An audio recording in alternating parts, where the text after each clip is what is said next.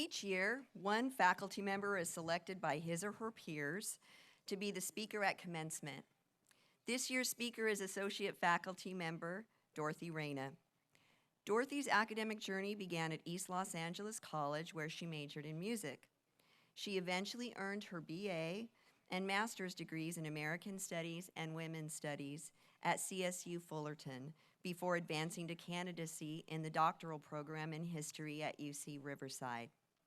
Once a freeway flyer who taught a variety of history courses at a number of community colleges, California State Universities, and a private university in Southern California, Dorothy landed at Riverside Community College District in 2000 and now calls Norco College her home. Please join me in welcoming Associate Faculty Member Ms. Dorothy Reina.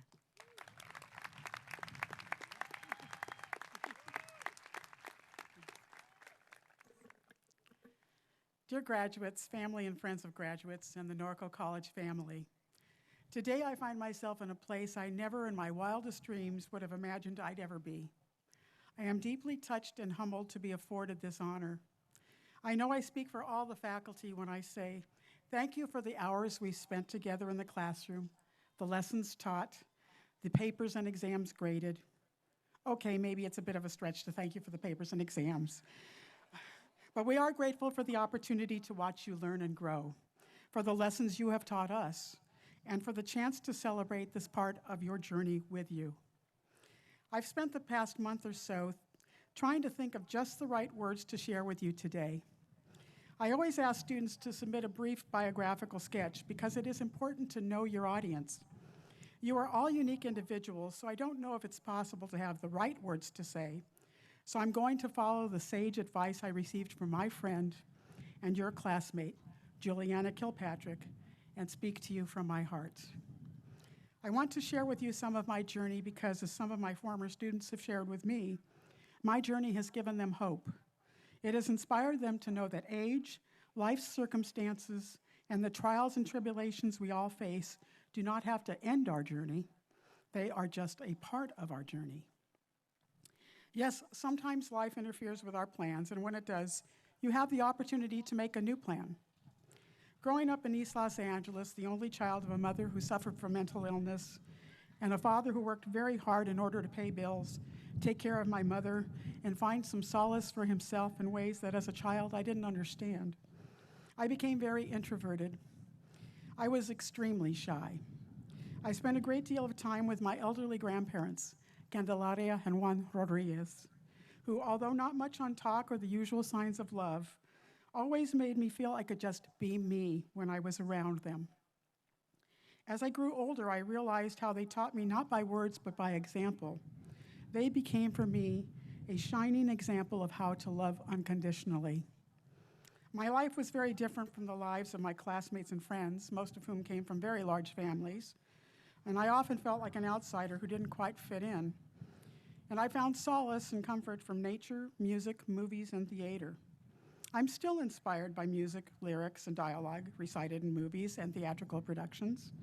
But today, I also receive inspiration from social media, thanks to Facebook and the words and pictures and sayings that my friends post. So today, I want to share with you some of the words that have inspired me, some lessons I have learned, and hopefully will serve to inspire you as you move forward, creating new pieces to add to the mosaic of your life. I don't know how old I was when I first heard Robert Frost's poem, The Road Not Taken, but I knew it was significant and would have meaning in my own life. For the first 18 years of my life, I pretty much did what my parents and others expected of me. I went to St. Alphonsus Grammar School and Sacred Heart of Mary High School, where my fear of the nuns served as enough encouragement for me to stay out of trouble, do enough to get by with passing grades, and look forward to the day I could begin to take classes I chose and the path I wanted to follow.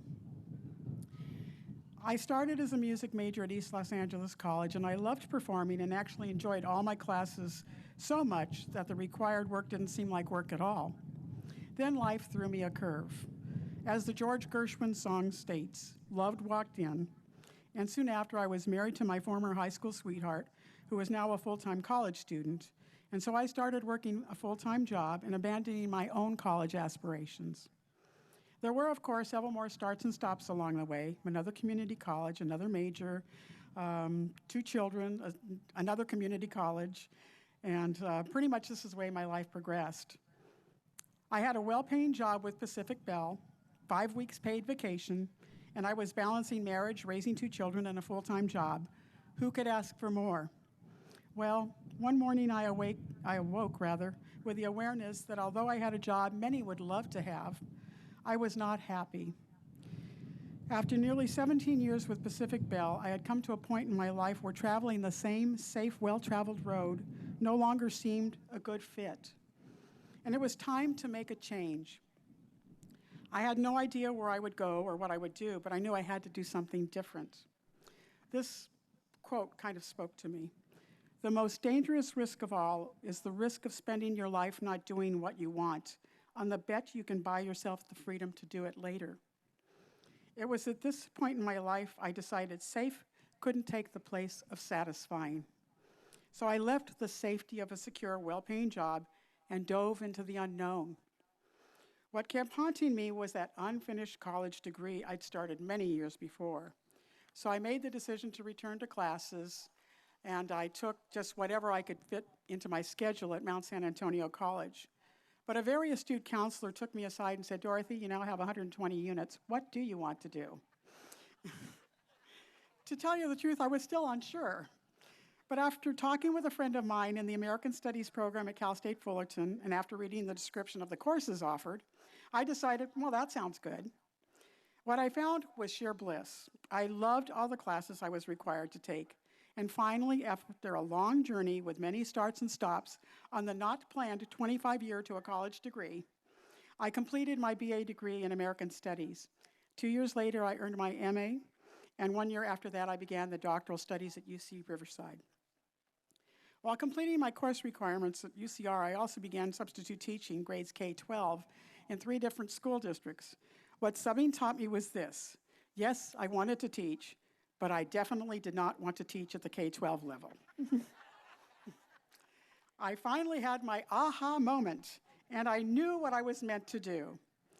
As with all decisions we make, I did have my moments of doubt and fear, and at one point questioned whether I had the right stuff, the ability to actually teach. However, I had the willingness and the desire to move forward and see where this decision would lead me. Dear students, today you celebrate the accomplishment of a goal you set for yourselves. Some of you were able to coast along the highway and arrive at this junction in your life without a hitch or without running into too much traffic, while others have found it necessary to maneuver the many speed bumps of life. Whether you got here by way of the 2-year plan on the freeway of life or the 25-year plan that resembles the 91 freeway during rush hour or just about any time of day, what matters is this: you got here. As this Native American saying states, be thankful for your blessings and never doubt your struggles. Don't ask why they happened, just be thankful for the strength they gave you. While many of you have known for some time the direction you want to go, others are sitting there saying, oh my gosh, what do I do now? Sometimes we attempt to look into the future to plan too far ahead. As this quote from Everwood states, if you're feeling frightened about what comes next, don't. Embrace the uncertainty. Allow it to lead you places. Be brave as it challenges you to exercise both your heart and your mind as you create your own path towards happiness. Don't waste time with regret. Spin wildly into your next action. Enjoy the present, each moment as it comes, because you'll never get another one quite like it. And if you should ever look up and find yourself lost, simply take a breath and start over.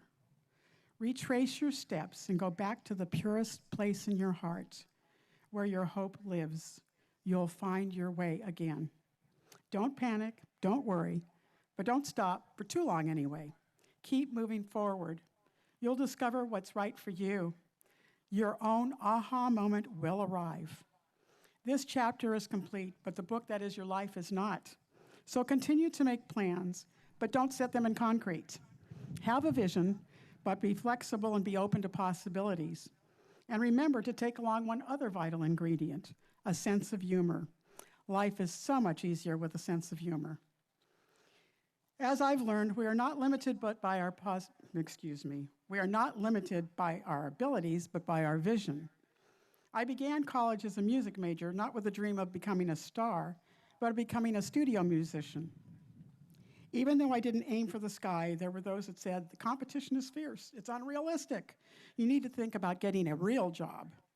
If others don't understand the vision you have for yourself and think your goals and objectives too foolhardy, just remember, blessed are the weird people, poets, misfits, writers, mystics, painters, troubadours, for they teach us to see the world through different eyes.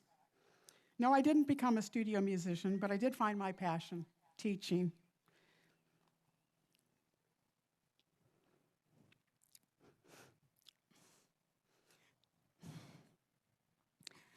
I would not trade the past 16 years for anything.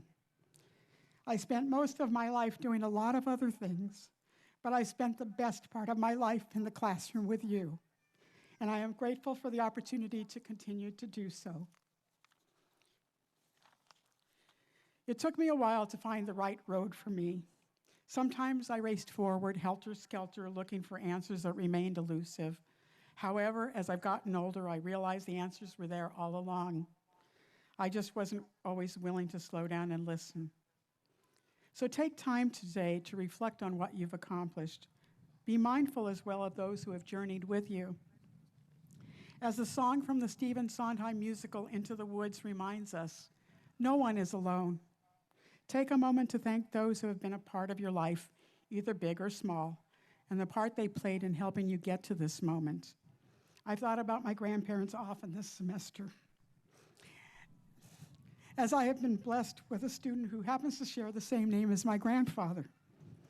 My grandparents remain a constant presence as I travel the road of life. In conclusion, I'd like to offer you this simple advice from a tree. Stand tall and proud, remember your roots, drink plenty of water, be content with your natural beauty, and enjoy the view. Thank you.